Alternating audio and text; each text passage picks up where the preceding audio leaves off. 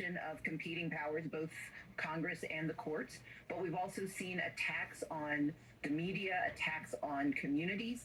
We've seen the kidnappings of people in our country, including citizens, but we're also watching the military occupation of our cities. That's what happens in authoritarian regimes, and that is being led by the Republican Party, spearheaded and helmed by Donald Trump.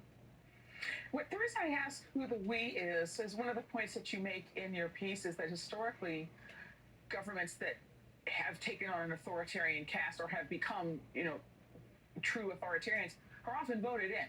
Absolutely. And it has to be said, the Republicans in Congress were voted in. The president was voted in. We could dispute what the margins are, but that is the truth of it. So does that suggest that there is a critical mass of people who agree with what he's doing and with what the Republicans in Congress are supporting? Not at all.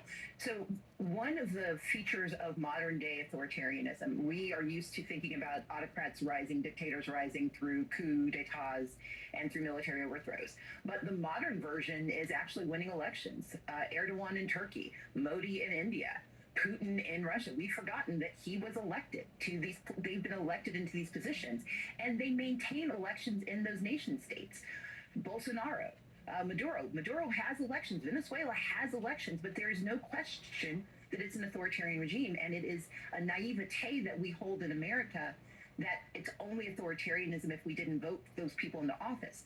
The question isn't what do we vote them for, it's what are they doing with the power they have now. And the reason this is so important is that we are not protected from authoritarianism because we have democracy. We ushered in authoritarianism using democracy, and now it is our responsibility to protect democracy from those who would take it from us. Your argument is, well, you lay out what you call a 10-step process, and you say that we are at about step 9. Well, let me go through the steps. You say you have a free and fair election, but it's the last time. Exceed the limits of their executive power. Numerous executive orders claiming authority that the president doesn't actually hold. They take competing versions of power, Congress and the courts, and make them complicit or neuter them. Go after the media, obvious. Gut the government. Fire the people who know how to do stuff. Go after the people who do the good work. You sue law firms and nonprofits. You have to have someone to blame. If they can push that forward, then we're fighting each other instead of fighting for our country. They incentivize private violence. Now, that's what you say we're at step 9. So, what do you mean by that? They incentivize private violence. And what do you mean by that, and how do you see that? Well, we saw what happened in Minnesota to Speaker Worthman, but let's broaden it out.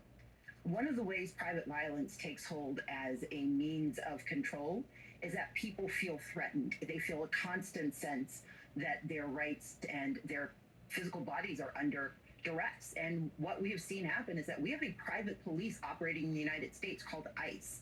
They go around masked. They do not operate under the rules that we understand in terms of due process. They do not have to reveal themselves. They have blatantly opposed actually complying with existing law.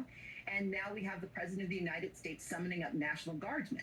We have had a court in California say, no, you cannot use the threat of emergency or the declaration of a false emergency to justify this occupation. And we are seeing it happen in Washington, D.C. The way private violence takes hold in a tyrannical, authoritarian, autocratic, insert language here, the way it takes hold is because people start to believe they aren't physically safe, and they believe that it is okay to respond to that lack of safety. But you also see people thinking that violence is the way to respond to harm, and that is why we saw the assassination of a state speaker.